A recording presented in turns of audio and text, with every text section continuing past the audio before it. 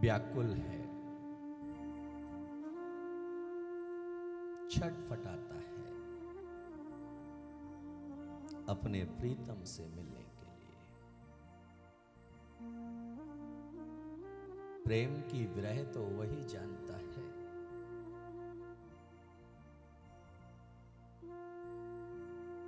जिसने प्रेम किया हो।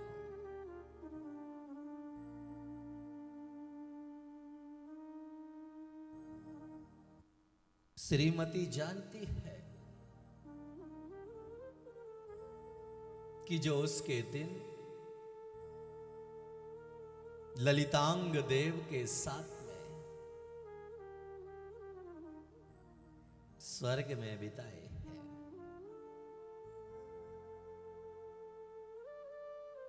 याद में रखिएगा कि प्रेम की सबसे पहली शर्त होती है कि जहां पर जुबान नहीं होती, जहां पर केवल हृदय की धड़कन होती है। श्रीमती इंतजार कर रही है कि कब मेरे ललितांग देव मिलेंगे।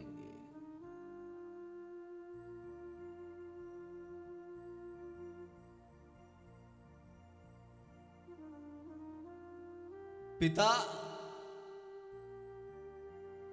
दिग्विजय यात्रा करके लौट करके आ चुका है। याद में रखिएगा कि जन्मों जन्मों के संबंध बड़े निराले होते हैं। जन्मों जन्मों के संबंध बड़े निराले हुआ करते हैं, जिन्हें हम तोड़ना चाहें तो टूट नहीं पाते हैं।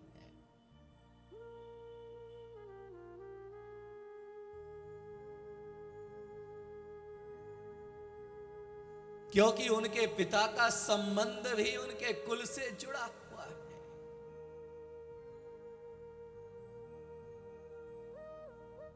केवल श्रीमती का जीव कौन है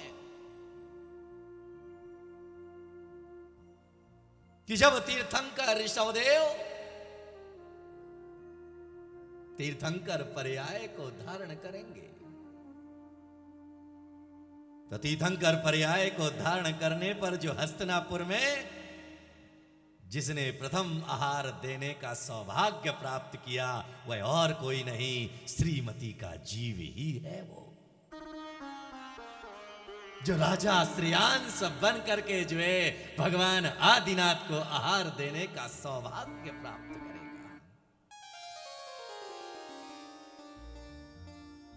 केवल श्रीमती का संबंध ही आदिनाथ के कुल से नहीं जुड़ा है, उनके पिता का संबंध भी जुड़ा है।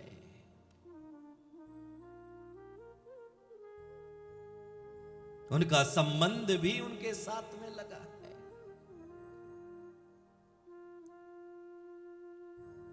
क्योंकि आदिनाथ के हमने भाव देखे, क्योंकि उनके जीवन की यात्रा श्रीधर राजा के पुत्र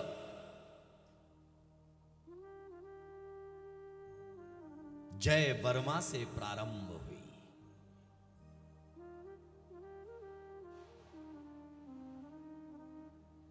श्रीधर राजा की दो रानियां थी। प्रथम रानी से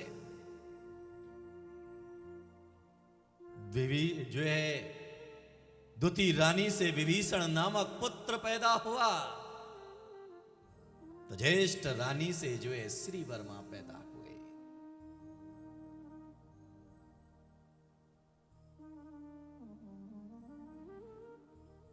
ये वह विभीषण नहीं है जो मुनीश्वर व्रतनाथ भगवान के समय में रावण के कुल में पैदा हुआ। ये जो है युगों युगों से पहला होने वाला, क्योंकि नाम अनेक हो सकते हैं अनेक लोगों के। जय वर्मा बड़ा था, लेकिन फिर भी पिता ने अपना राज्य छोटे पुत्र को सौंपा।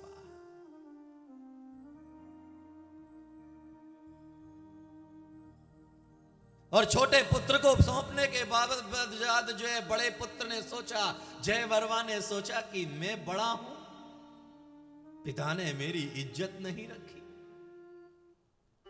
मेरे छोटे भाई को राज्य और वैभव सौंप दिया, मुझे नहीं रहना इस संसार में।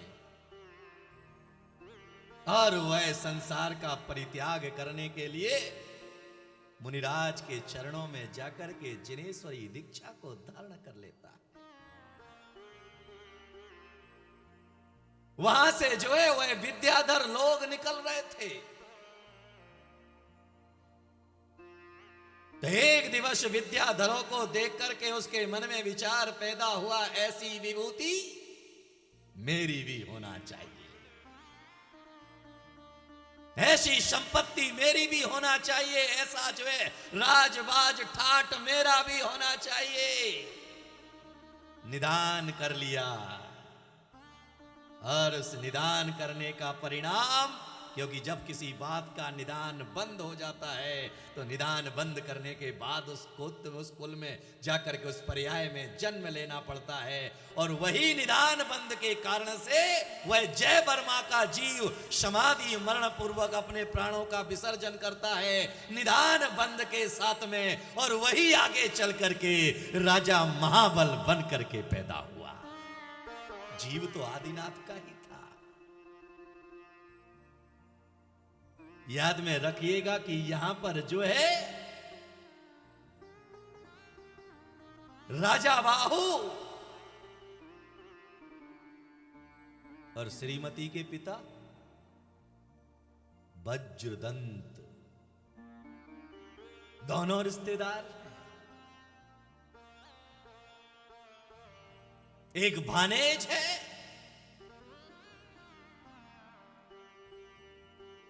दोनों ही रिश्तेदार बनकर के पैदा हुए। संबंध जुड़ते चले जाते हैं, संबंध निरंतर आगे बढ़ते चले जाते हैं। हम सोचते हैं कि इस जन्म का संबंध है इसी जन्म में समाप्त हो जाएगा, लेकिन इस जन्म का संबंध इस जन्म में नहीं, क्योंकि वज्रबाहु और वज्रदंत दोनों बहनोई और भानेज थे। क्या है? बहनोई और भानेज। एक के यहां पर जो है आदिनाथ का जीव पैदा हुआ है और दूसरी तरफ जो है श्रीमती का जीव पैदा हुआ है। एक दिवस मंदिरों के दर्शन करने के लिए जो है आदिनाथ का जीव यानी कौन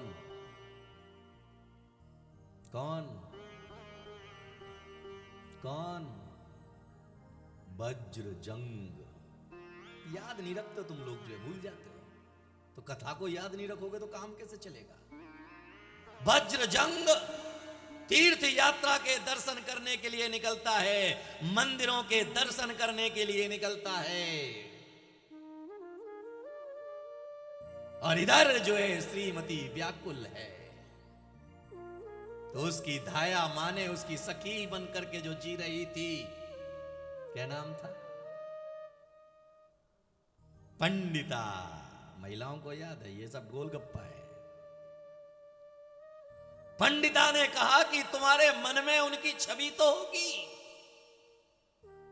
जरा उनका कोई चित्र हो तुम्हारे पास आंखों में तो वह चित्र बना करके दो, लेकिन ये तो बता मेरी सखी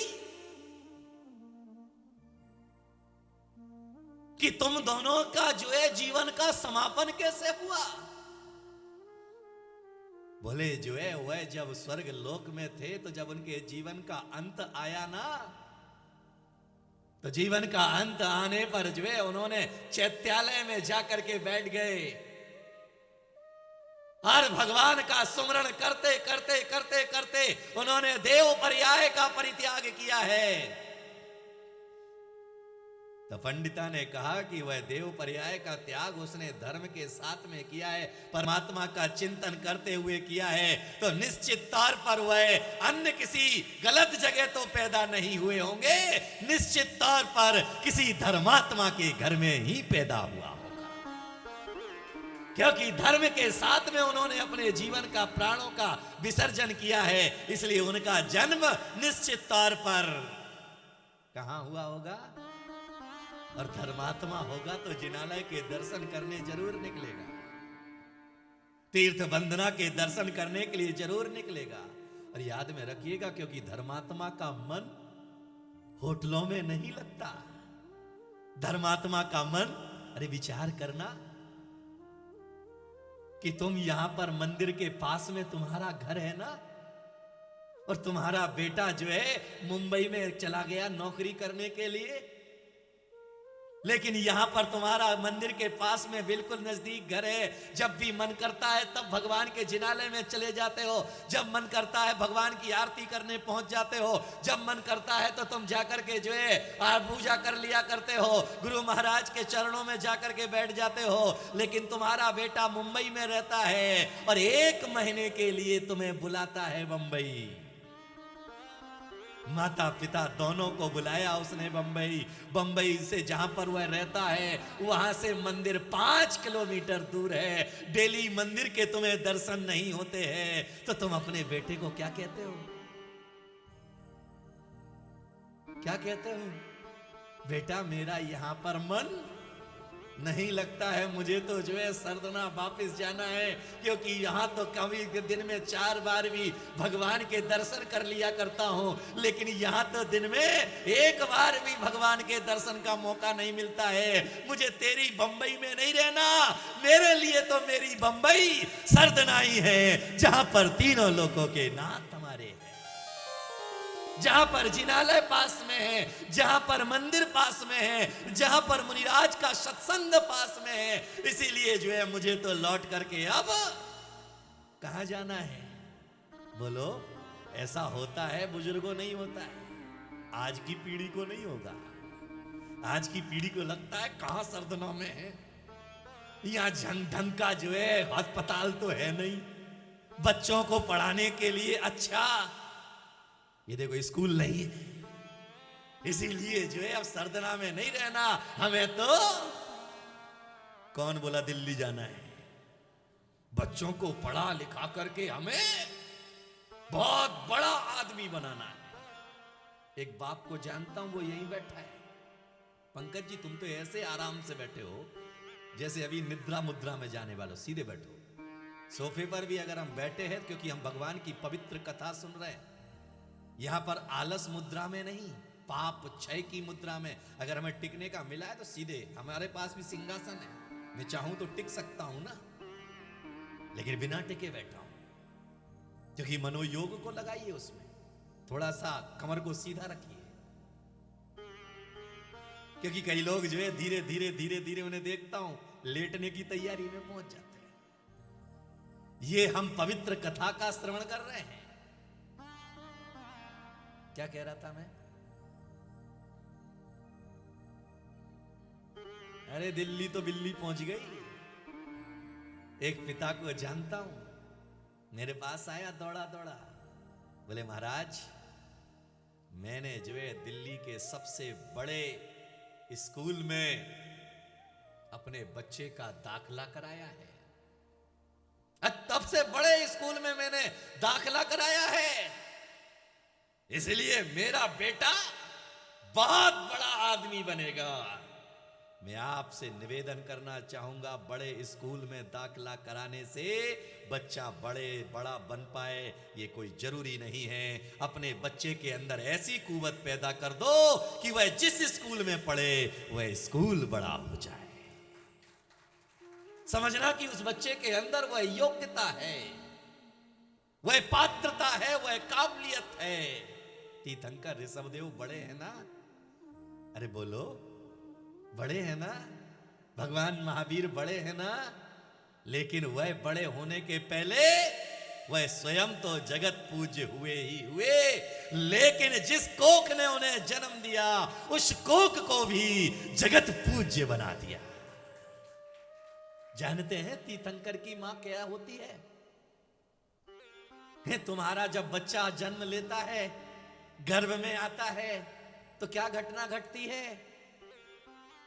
बोलो, तुम्हारे शरीर में क्या परिवर्तन आता है?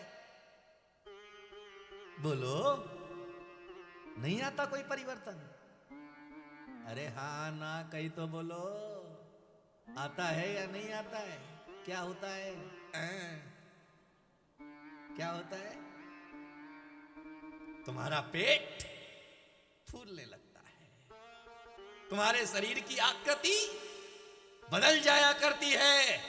लेकिन जानते हैं तीर्थंकर की जो मां होती है, तीर्थंकर के बच्चा गर्भ में आने के बाद भी, पुत्र गर्भ में आने के बाद भी मां का पेट नहीं फूलता है, मां का उदर नहीं भरता है। वह जैसा सामान्य जीवन जीती है वैसा ही सामान्य जीवन पुत्र को गर्भ में लेकर के भी जिया करती है। विचार करिएगा कि तुम मंदिर बनाते हो ना, बोलो मंदिर बनाते हो ना, मंदिर में एक सुंदर सी, अरे बोलो, मंदिर में एक सुंदर सी, सुनाई नहीं दिया? वेदी पहले बनाओगे या प्रतिमा पहले रखाओगे? ये सीधी जो है प्रतिमा रख देंगे नीचे। याद में रखिएगा कि मंदिर का कार्यक्रम प्रस्तुति दिगंबर जैन जागरण युवा संघ रजिस्टर्ड मुंबई, केंद्रीय कार्यालय 305 रानी सती मार्ग मलाड ईस्ट मुंबई 97। अपने परिवार की ओर से मुनिश्री के कार्यक्रम का प्रसारण के लिए संपर्क करें 9065330031। बैंक विवरण दिगंबर जैन जागरण युवा संघ, सेंट्रल बैंक ऑफ इंडिया, खाता संख्या 3424988837, IFSC CBIN 0280454।